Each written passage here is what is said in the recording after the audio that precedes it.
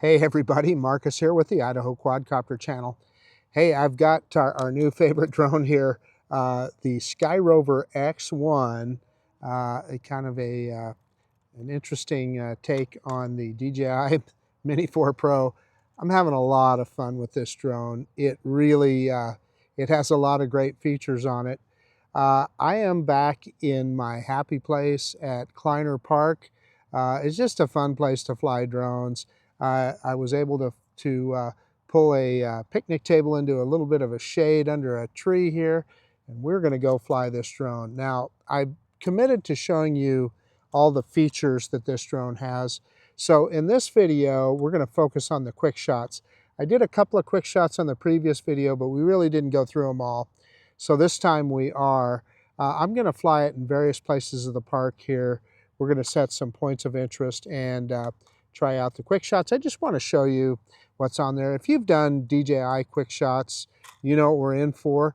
But I think a lot of people that buy this drone, often it may be their first drone, so I just want to be able to show that.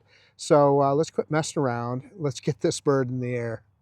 Okay, I've got a screen recorder started, and I am just so impressed about how quickly this drone boots up and is ready to go. We click on Start Flying, and we're going to see, look, 19 satellites already, 96% battery, so that battery must have depleted a little bit. I charged it a few days ago.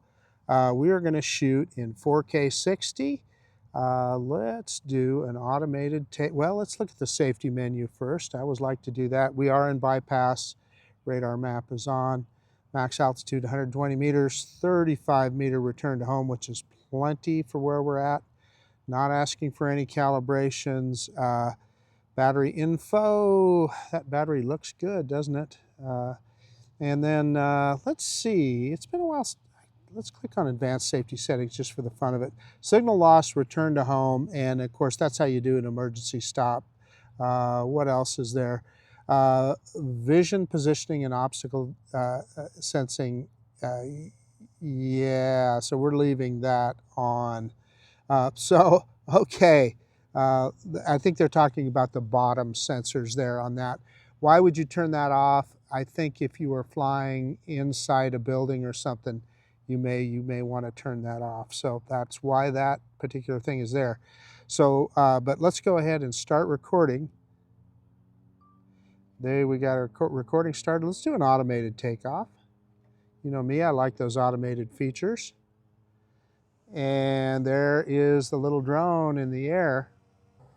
Okay, I don't know if I gave the drone a good enough look at its home point or at the landing pad there before I took off. We'll see if we get a precision landing or not. Typically, I'm going by what DJI asks you to do. They want you to go 21 feet in the air or you know, roughly 7 meters in the air.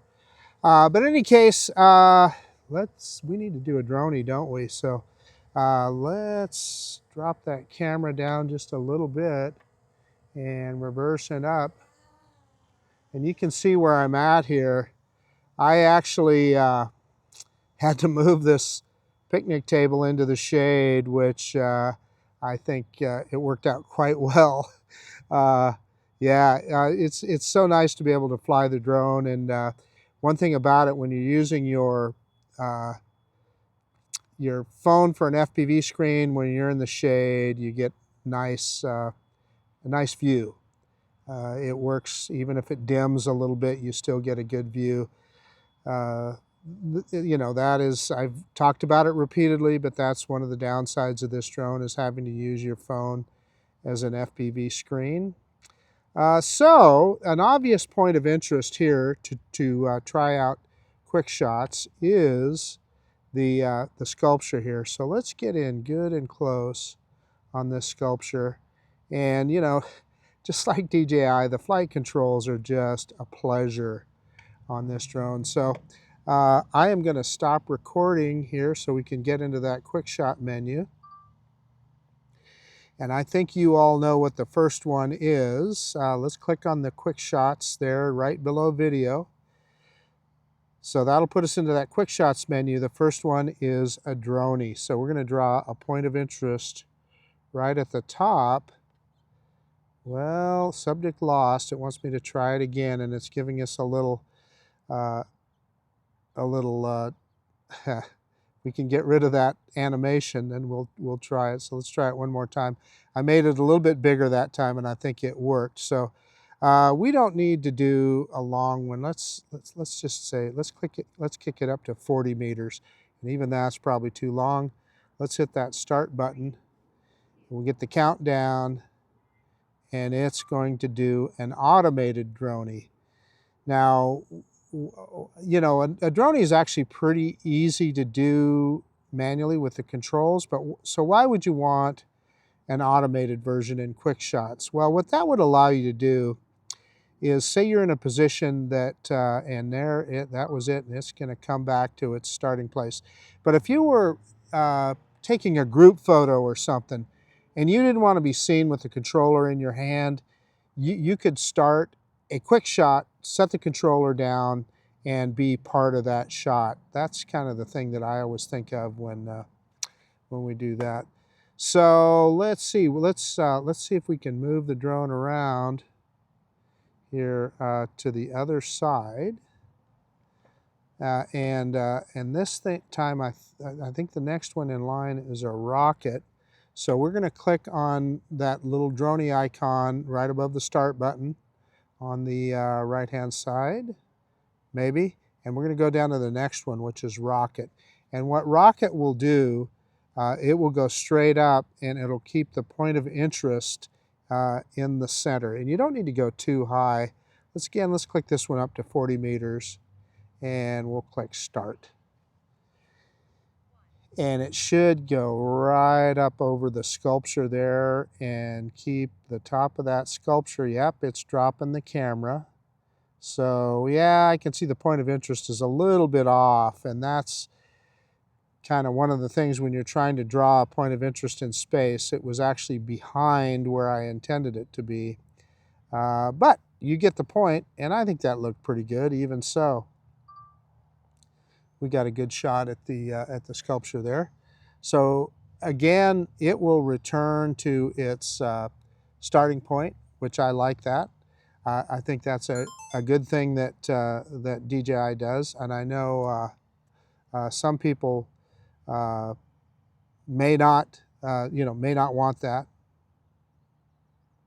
So let's see. Next one is well, you know what? I want to fly to a different spot. So we're going to go back into video and start video again. And I am going to take you to a different spot here. So let's go. What would be another interesting point of interest? I'm thinking like maybe the drone is almost directly over the top of me right now. I'm thinking maybe the fountain out here. So let's go kind of behind the senior center, the small pond. This fountain looks pretty good, doesn't it? So let's do that. And I believe the next one is circle. So I'm going to have the drone, I'm going to go up a little higher because I want to make sure that we clear everything. Even though the drone has obstacle avoidance, why take a chance? And for the demonstration purposes here, we're good. So I'm going to stop recording now. And clicking again on that little camera icon above the start button there, or the record button. We're going to go click on QuickShots again, and the next one is circle. And again, we're going to have to draw a box around what we want for the point of interest. No, it needs a pretty good sized box there. So as you can see, we've got arrows for clockwise or counterclockwise. Let's go ahead and do in clockwise. And I think, and boy, I'm seeing the point of interest wander a little bit here. Yeah, let's just let that wander for a second and see what it does. Look at that. That's odd, isn't it? Yeah, that's strange. Okay, I'm glad you guys got to see that. And it's wandering even some more, wandering to the drone's right. Wonder why it's doing that. Okay, I'm going to get out of there. I'm going to center back up on it again. That is fascinating. I have never seen that before. Uh, so I'm dropping the camera down a little bit and see if that helps. And let's go ahead and click start. And it's going to count down, and it'll do an orbit here. Again, this is going to be a clockwise orbit. Now it seems to be holding that point of interest pretty good now, but it was weird the way it was wandering there. And I wonder if that's because of the fountain, you know, the water moving. I don't know. I thought that was interesting.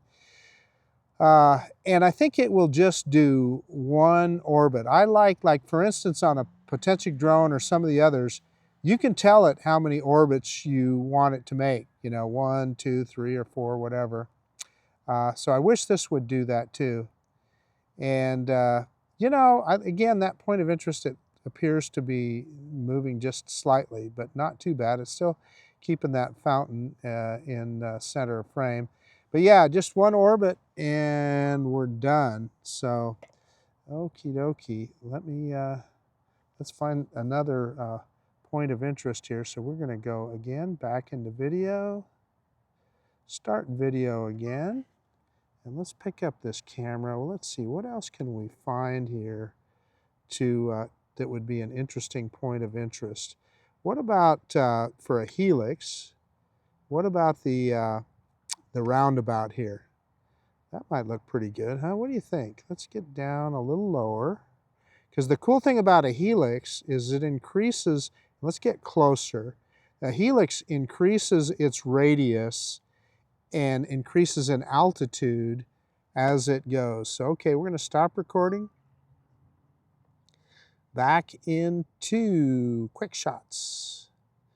And then clicking on that helix. And we've only got one more after the helix, so let's click on that helix. And let's draw it right in the center of the roundabout there. And we're going to click start. And oh, let's see, we can change the radius. So we want to up that radius. Let's click that radius up to, let's do 50 meters. And then let's go ahead and click start. And I think I had it set on clockwise. I can't remember. You can set clockwise or counterclockwise. I didn't pay attention there. But yeah, so it's starting here now. Yeah, now it's, and boy, we got that point of interest right in the middle of the roundabout. So this should look pretty good. And again, it's just simply going to do kind of a corkscrew. Of all the QuickShots, I got to tell you, this is one of my favorites. I think it looks really good because you get, like I said, as the drone moves around, it raises in altitude and moves away. So it gives you kind of a reveal, kind of a big picture of everything around you. Just like this, you're getting a picture of, okay, what's this look like in Kleiner Park? And yeah, we're 3/4 of the way through. Hey, it's going. This is cool. This one's going to look really good. And I noticed it picks up the camera and gives kind of a reveal. Now, the point of interest wasn't exactly in the center there. However, I think that's a purposeful thing in the programming in that it wants to give you that big picture reveal. So let's see. So next we have, we've got Asteroid as the last one as it returns here. So you know what? I am not going to, and I see that vehicle, it gives us a plus sign there. It wants us to track. Anyway, so you could do that in QuickShots. So I think I have an idea here. Let's go back over. And you know, one of the other cool places is right in the center here is a statue of Julius Kleiner himself. So I'm going to drop some altitude here. We're going to get in closer. And we're going to do an asteroid with this guy looking at Julius, or looking at his statue. We can even come down, I think, a little bit more. Yeah. And let's move forward a little bit. Get him in center frame. That's pretty close. And I'm going to click on Asteroid. And I can't remember, an asteroid, do I have to, yeah, I have to pick a point of interest. So I'm going to do that. And I think it's pretty much got that. So let's go ahead and click Start. And you guys, I will insert the asteroid video that you guys will see in here before it actually completes it real time here, because what I see as it's recording takes a lot longer than it does than the end result that you see in the video. I think it's really cool. So it's starting to take pictures now. And you guys probably already looked at the asteroid video, which I'm sure turned out great. But you can see the way it takes these pictures, and that's how it creates that tiny planet at the very end. It does that pull away, and then it stitches all these pictures together to create that tiny planet effect. And it is just about done here. I'm glad you guys got to see that. That's pretty cool. All righty, we still got 44% battery here. I'm gonna go back in and trying to, yeah. Oh, shooting in progress, it says. So maybe I might have messed that up. God, why do I have a start button? I don't know what's going on here. Yeah, okay, so it must have been, maybe it was stitching, I don't know. Anyway, hopefully I didn't interrupt that. We will see. In fact, let's, just to be on the safe side, we're going to do another one. Let's go over here to the band shell. I may have messed that up, right, guys? I may have interrupted that before the drone was done putting all that together. So I'm going to get over on the other side of the band shell here. And I'm going to drop the camera down here, and I'm going to put a point of interest vaguely, double tap, it says on the back of my, so my light is on the, if you just simply touch the back of an iPhone, it turns on the light. Well, we're just going to leave that light on. It'll drain battery. So in any case, okay, let's get back to what we're doing. We're going to draw a point of interest here. Again, that's a negative about having to use your mobile device. Yeah, SKYROVER, give us an all-in-one controller, please, much like the RCN2. If you would, that'd be awesome. Okay, let's go ahead and click Start here, and we've got the band shell as the point of interest. It's going to count down, and it'll do a pull away, and then it'll take those same pictures. This time, I'm going to leave the drone alone, not try and touch anything until I see that asteroid icon light up again. Again, it's 33% in. You guys will have already seen the video probably, or close to it. And now it's begun taking the pictures that it'll stitch together there at the end.